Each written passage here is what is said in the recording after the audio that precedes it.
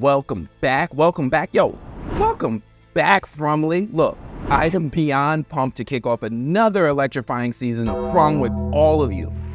I missed this wild ride, and of course, I missed you too. Hold on to your butts, folks. We've got a ton to unpack. Real, juicy answers. Season 3 of Frung didn't just open with a bang, it blew the doors off with a seismic explosion of activity that'll have you glued to your screens. And I can't wait to get into this episode with you all. Tabatha is back in the real world. No body snatching, no time loops, no paranormal possession.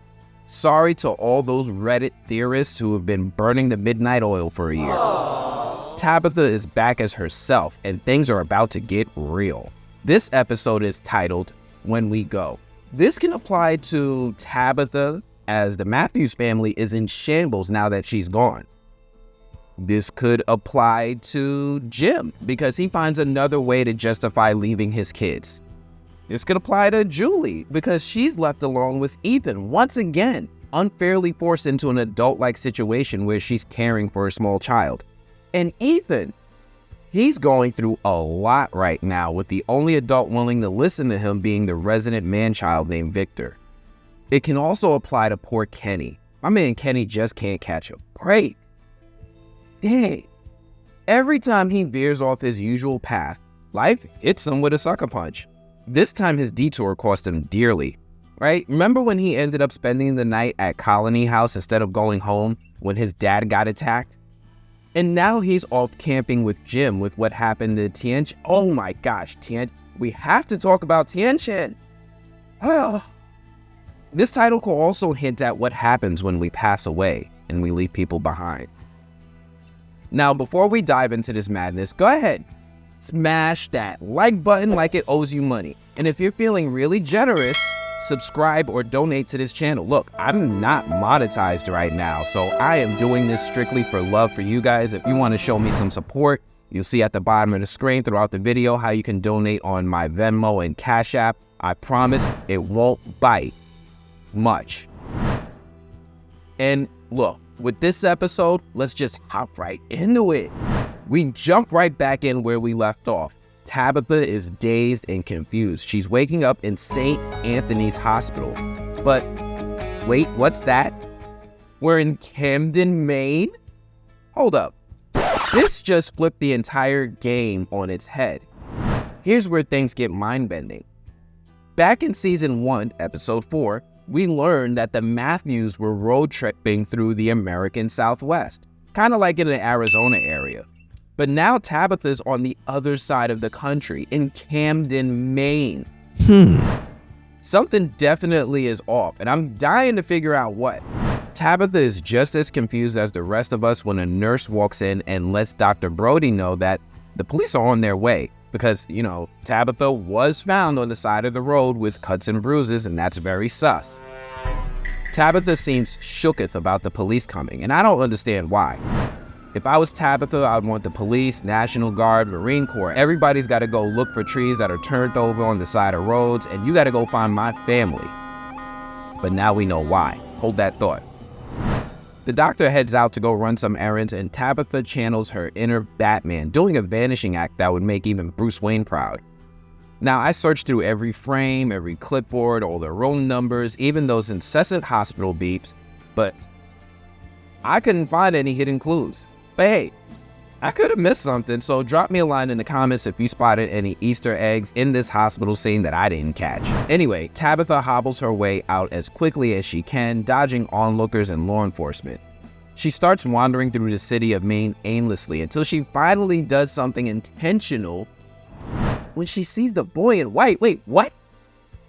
Homie's just chilling in the real world now? And nobody's questioning why he looks like he stepped out of a Diddy party? Even in Maine. That's weird. Yeah, the boy in white is playing hide and seek with Tabatha for a while leading her into an ice cream shop where she violates stranger danger protocol with the wrong kid. We then switch to Boyd, licking his wounds, recovering from that buckshot incident that he had at the end of Season 2. Look, The residents of Fromtown have had a rough few days, with one of them having a bunch of mental health moments ever since his sister got by the cicada creature. And he ends up blaming Boyd for bringing it to the town. Boyd won that fight and immediately gets a visit from the ghost of Father Khatri, reminding some of us that Boyd hallucinates this guy sometimes. What's interesting is that Father Khatri oddly knows a lot of what's going on and explains to us that it's been 3 days since the cicada creature and they're still suffering a food shortage. Father Khatri and Boyd go back and forth for a bit when we get reminded of one of the biggest clues to this mystery show that we learned at the end of last season. Boyd reminds us that when he saw that manifestation of his wife in the cavern last season, it straight up told him, hope is what the forest feeds on. Remember this, because I'm going to be touching on this a few more times throughout the season, and you're going to see my theory come together. But they're outright telling us that hope is what gives the forest sustenance. Boyd also gives us another big clue about everything that's going on when he tells Father Khatri that whatever that thing was in the forest impersonating his wife, it definitely wasn't his wife. And then he asks this Father Khatri, "What are you?" And Khatri gets all cryptic and just says, "I'm afraid I can't answer that for you, Boyd." Wait, what? Okay, here's a wild theory. Boyd might not be hallucinating after all. What if this Father Khatri isn't a figment of his guilt-ridden mind? Could this be actually another player in this twisted game trying to push Boyd over the edge? Hear me out. Throughout that entire conversation, this Father Khatri has been actively trying to convince Boyd to worry more about the dangers of the town. Yeah, there's still a chance that he's just a manifestation of Boyd's insecurities, but that exchange right there opened up the possibility of something more, especially since so many other people in town are hallucinating people or creatures that turn out to be something more. Hold that thought. We then switch outside where Mrs. Lou is dragging around the grown man formerly known as Cranky Ethan after he went running into the woods looking for his mom. Look, this young man is tight that nobody ain't doing nothing to go look for Tabatha. He don't know where she went and he damn sure wants his mommy back. Jim sees him and sends him back inside the house where he belongs, and Julie stops by to say hi and then bye. Boyd and Jim start talking, and apparently Jim has found a good excuse to justify ditching his kids and responsibilities. This time, he needs to leave his kids in order to help his kids. Look, this man has been doing this since season 1, and I want to say that this is a result of his trauma from losing his other son, Thomas. At least I want to say that. Boyd tries to talk some sense into him and warns him, look, there's more to worry about when camping in these woods.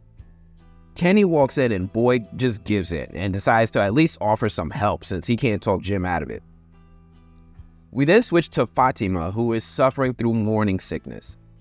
Some person named Nikki is tired of this pregnancy stuff and needs to pee. Clara, the girl who got glass in her eye at the end of season 1, tries to play peacekeeper, but it takes Ellis to step in and break things up. Whatever happened to Fatima's girlfriend? Ellis urges Fatima to eat something, but she explains her stomach hasn't been feeling too good until he overhears and offers some words of comfort to Ellis. Now, look, I know some of you out there have your suspicions about Tilly.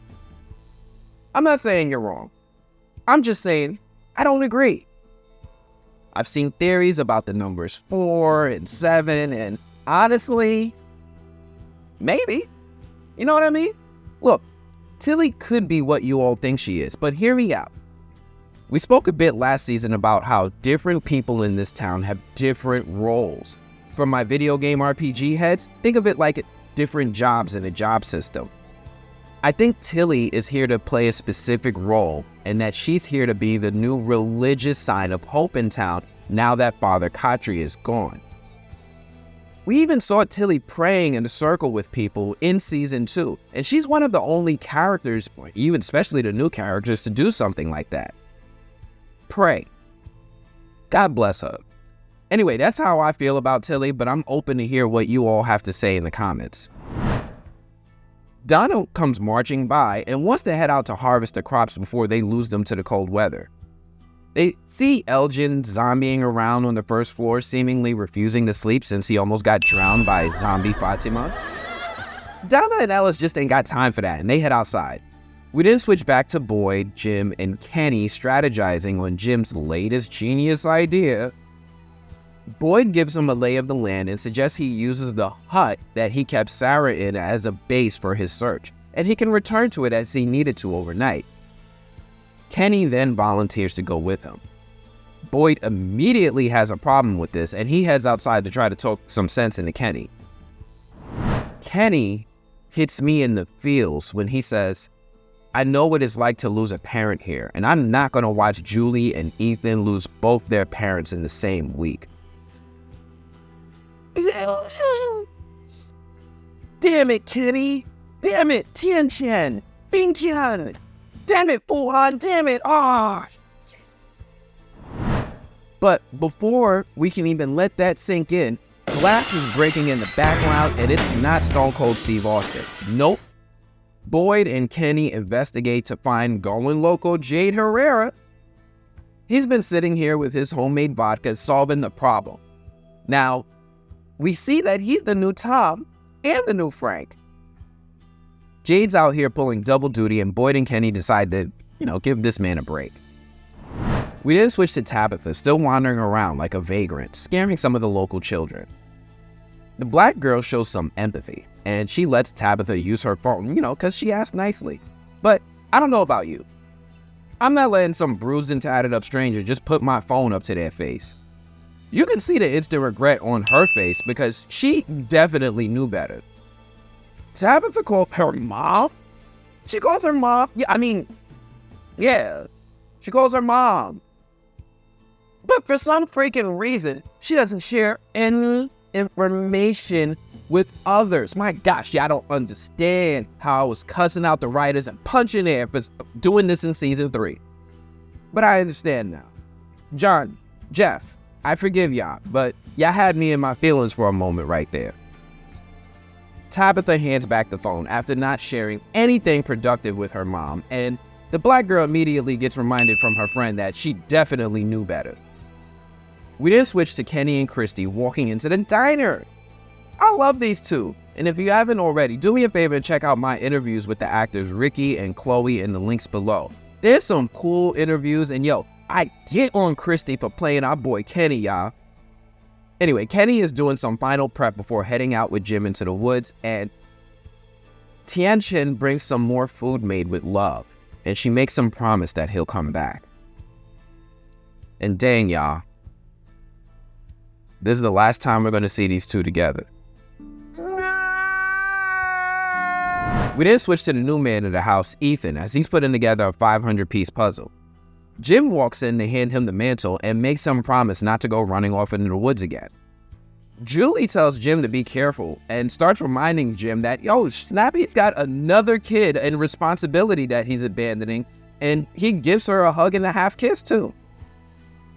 Boyd steps outside to see both Jim and Kenny off and gives them some last words of advice before they head out. Ellis comes running down the hill telling Boyd that he needs to head up to the fields immediately. We then switch to the farmland that's not too far from Colony House, where we see Donna and the folks struggling with the realization that every single piece of crop done rotted on the vine.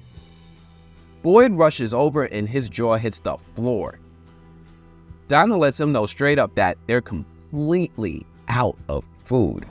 We then switch to Mrs. Lou's house, where an angry mob of NPCs have gathered. Suddenly, it feels like these NPCs got unionized and found their voices. Someone gave them speaking roles. Mrs. Lou can't do nothing, and they start making themselves comfortable in her house like squatters. We then switch to Randall, aka Captain America, heading over to the cattle and jacking himself a goat. Only man keeping watch is Ethan, who I thought we left putting together a puzzle, but now he's over here with Victor, and Victor stands up for Ethan when Cap tries to flex some muscle. And this is when, once again, Randall finds himself in You're watching When Keeping It Real Goes Wrong. Randall's goat thievery skills might work in a petting zoo, but not in Fromtown. Randall was feeling gully and tried to manhandle Victor, but people keep forgetting that Victor's got that F around and find out energy, and he backs it up when he pulls that sting out and points it at Randall's head. And by the grace of God, Boyd comes over to defuse the situation, because it was in that moment that it seemed pretty clear that Randall was about to get popped. But Boyd was there to save him. Victor stares at Randall like he's still thinking about it, and he ain't really trying to hand over his heat to Boyd until Boyd says the magic word. Randall is still trying to take that goat, and Boyd is trying to get him to put it back for the good of the group. Randall doesn't really seem like the listening type, and Boyd decides, you know what, Victor had it right, and he gives him some of that F around and find out energy too. Look, Boyd might be old school, but sometimes old school means letting folks dig their own graves, and Ellis is there to make sure it's not a fair fight. Randall gives in and hands back the goat, which Ethan has foolishly named Elma. We then switch to Kenny and Jim making their way through the woods when they come across a scarecrow? You guys remember that creepy looking skeletal scarecrow thing from the trailer? These two stumble on like 3 of these things, with each of them rocking what looks like a crown of sticks around their heads or a bunch of pins and needles in their skull. But what's even wilder is that they find themselves right outside another town. Holy crap, there's a whole nother town here! But this town has log cabins for houses and looks a heck of a lot older than the town that these guys typically live in. This one looks like something straight out of Red Dead Redemption. But I do see some wheel wagons, a couple more scarecrows, something that looks kind of like an animal feed, and something that definitely looks like an outdoor fireplace with a fenced-in pen. This is absolutely another small town that I suspect may be a remnant of one of the previous rounds of this game. Like, maybe when the Civil War guys were trapped here? This town looks incredibly interesting, and Jim and Kenny start looking around. Jim suggests that they stay in one of the log cabins for the night and just hang the talisman inside. Kenny don't like this idea at all, but Jim talks him into it. We then switch to see Tabatha in a confession booth? This is how she's spending her time when her family's life is in danger? Okay, Tabatha. Tabatha tells the priest that she thinks she's losing it, and the priest in the booth tries to console her with religion. But Tabatha has a breakdown and mentions that God is the one that let her son Thomas have that fatal accident and fall off a changing table. Look, that's not God's fault, but she bursts out of the confession booth with the priest giving chase. Tabatha blows him off, but in the process, she tells him, at least from a high level, all of the wild things that happened in Fromtown. It's in this moment Tabatha opens Victor's lunchbox and sees that there's a name and address for him in the lunchbox. She knows where to go. And she just so happens to be in the right town. We then switch to Elgin, who is seen knitting with Tilly, doing his best to not fall asleep, and failing miserably as he slumps over in exhaustion. He wakes up quickly though, with Tilly encouraging him to stop this foolishness and get some rest. But Elgin tells her that he's worried because he feels like something is watching him. Now, what's wild is that Tilly looks dead at him and asks, "Is that her?" He turns around and sees zombie Fatima staring at him, because nothing says sweet dreams like a ghost in a kimono making house calls. But you know what? This lady's kind of tall. Her hair's kind of straight. And it looks like she's actually wearing a Japanese kimono. So you know what? I don't think I'm going to call her Zombie Fatima anymore. And I hope all of you stop with those theories that Elgin is Ellis's and Fatima's baby from the future. Can we get back to my theory that Elgin's grandma has a connection to Fromtown instead? Possibly even being chosen as a Cromonacle? Thank you. Zombie lady freaks us all out for a while, then walks right up to Elgin, touches his face, and it was all a dream. It was all a dream, y'all. Look, Tilly ain't even there no more. She probably left his ass when he dozed off, so don't fall for the fake out that Tilly is the secret mole. We then switch to Victor, Donna, Mrs. Lou, and Boyd, and Wow, that's one group that I never thought I'd see together, but here we are. Donna and Boyd are figuring out what to do now that Mrs. Lou got manhandled by a bunch of NPCs. But you know what? I'm not even going to complain and just be glad that Elizabeth Moy got so much screen time this episode. Donna is losing it again, with Boyd trying to figure out how to make the animals last until they can try to grow some more crops. Donna isn't trying to hear it, but Mrs. Lou has an incredibly smart idea and suggests that they try growing smaller crops scattered around in different places. And man, her English has gotten really good in like the month or so that has passed in this show. Anyway, they start talking about how they're going to ration the cows and the goats, but damn it, Ethan heard everything and goes running out the door. Thankfully, he doesn't go running into the forest, but yo, my guy is tall enough to sit on the merry-go-round and his feet touch the floor? You can't tell me this man can't reach the pedal. Anyway, Boyd doesn't notice the non-canon growth spurt and instead tries to console the so-called little Boyd about his pet goat. Ethan and Boyd talk about how they're out of options, and in order to survive the winter, they're gonna have to eat the animals. Ethan wants Elma to go first so that she won't have to watch her friends get taken out. We then switch back to Tabatha, who approaches 1597 Borough Street in Camden, Maine. And just in case any of you are wondering, I did look this up on Google Maps to see if this was a real place. And sadly, it's not. Or at least there is no Borough Street in Camden on Google Maps. Tabatha gets caught looking weird when a guy pulls up in his 1970 piece of something Dodge. And for all you clue junkies and theorists, his license plate reads as 1976GS, and they kind of do look like vanity plates. An older guy gets out of the car and shoos Tabatha off, but she doesn't budge. He then notices the lunchbox that she's holding and demands to know where she got that lunchbox. Tabatha then gives another juicy answer when she figures out that this is Victor's father. Oh my gosh. Answers. I didn't know how much I needed you in my life, man. Look, this mystery has only been a mystery for like a month, but I'm so starved for answers, I'm gonna take it. We then switch to Jim and Kenny, roughing it in the log cabin overnight.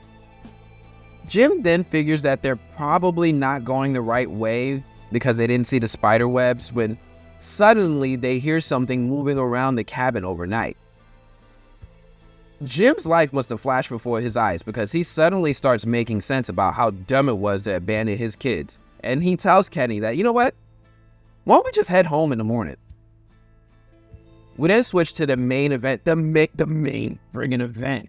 And just when you thought it couldn't get worse, these creatures put on their thinking caps and they start playing chess while everyone else is playing checkers. We see them free all of the farm animals from their pens and let them loose into the town. We then switch to Boyd and Jade, with Jade waking up from his alcoholic slumber, and my goosenips, Jade is looking worse and worse. Like, he's got the damn near lumberjack beard now, which is a huge difference from the Jade Herrera that we met at the beginning of the show. Boyd wants to know what's going on with Jade, but he's not in the mood to share any info.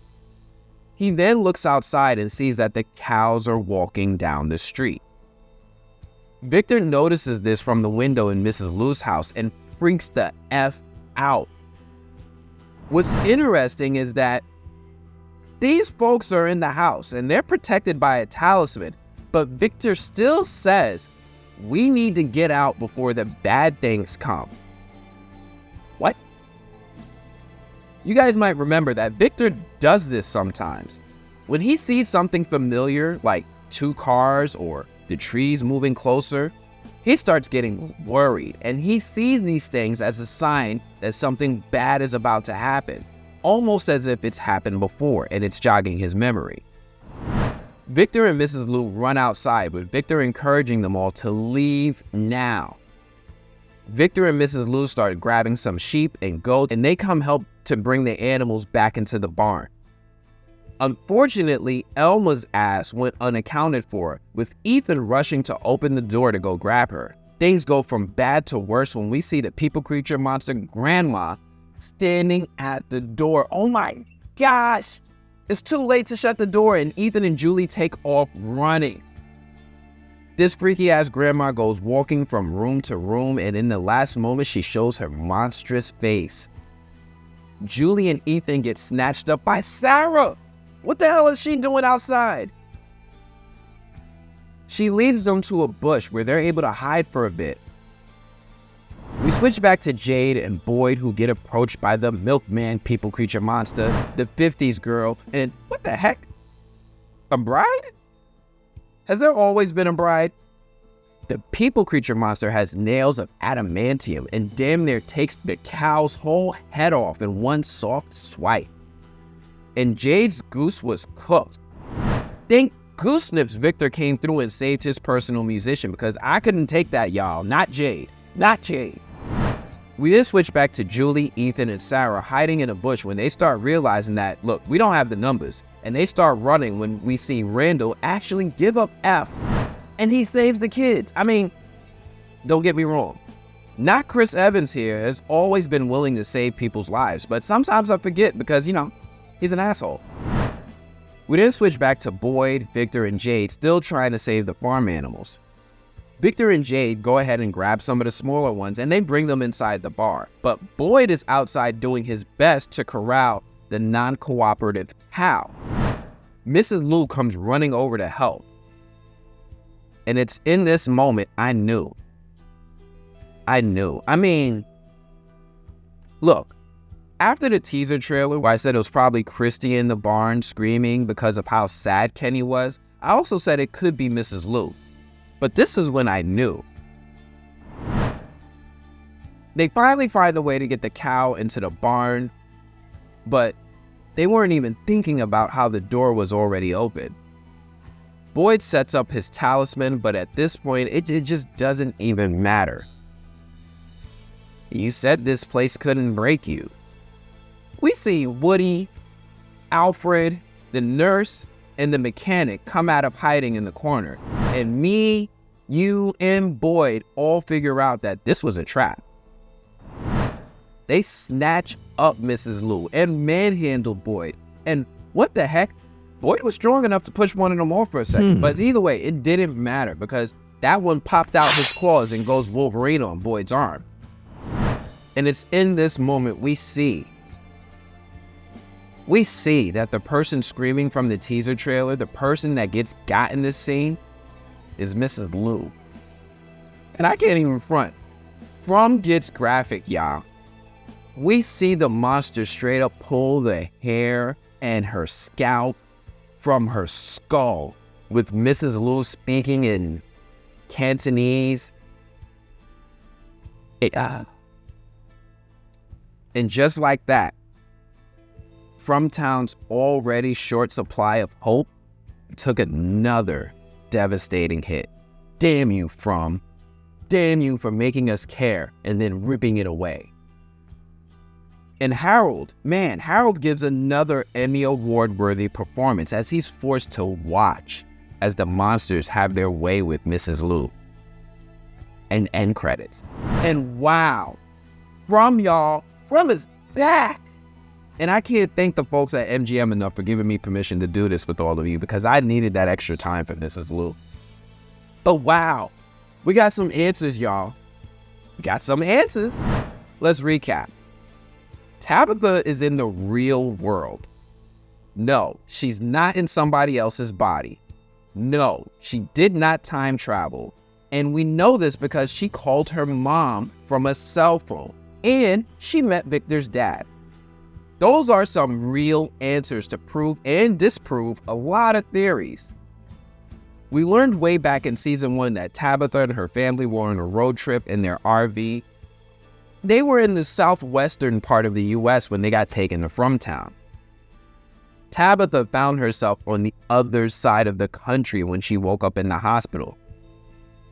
She's in Camden, Maine, where the boy in white seemingly sent her. We also learned that the boy in white can visit the real world because he straight up popped up on the streets of Camden to lead Tabatha in the direction that ultimately brought her to Victor's house in Camden. This is kind of wild that he can travel to the real world. Like, it supports another one of my theories as to what is really going on. But I'm saving that one for later, so hold that thought. We also learned that the zombie creature haunting Elgin is not the same creature that attacked the people of town last season with the cicadas. This creature is still around, and it's still haunting Elgin's nightmares when he tries to get some rest.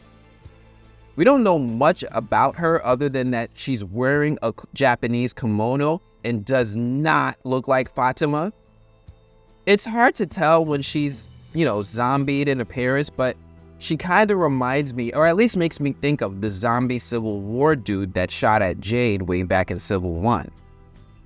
He absolutely had some zombie features, and interestingly enough, Japanese people did live in the US during the time of the Civil War. They didn't have the numbers like some other groups of migrants, but they were absolutely present, and some of them even served with the Union during the war. Whoever she is, something tells me that this is just the beginning of what we're going to get from her. We also learned that the woman that we heard screaming in pain in the teaser trailer with Boyd, yeah, we know it's Tien Chen, and this one is a tough one because, Kenny doesn't know. Oh, no, Kenny doesn't know.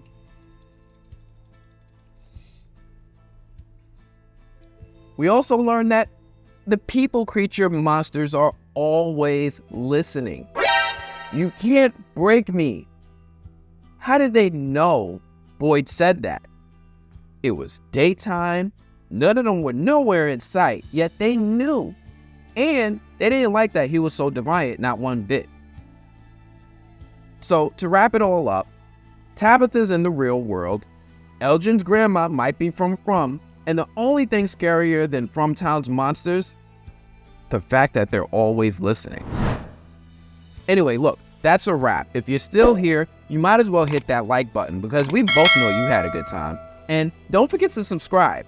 You don't want to miss what comes next as we all gather week to week to try to break down and solve the mysteries of what's going on in this town. Unless you like being left in the dark. Oh, and check me out on our Monday night lives where we can talk about all our fun theories together. And we're going to try to figure this out. My goal is to try to hit 30,000 subscribers. I've been told that this is a requirement for me to get some more opportunities. Listen, that's the number. 30,000 subscribers, we get some more opportunities, and I meet my goal and I'm going to tell you what, if I hit that goal, I'm going to celebrate. I'm going to give away my talisman. And I'm also going to give away a bunch of other great surprises every Monday night during my lives. Thank you for hanging out with me today. I'm going to check you all later. Peace.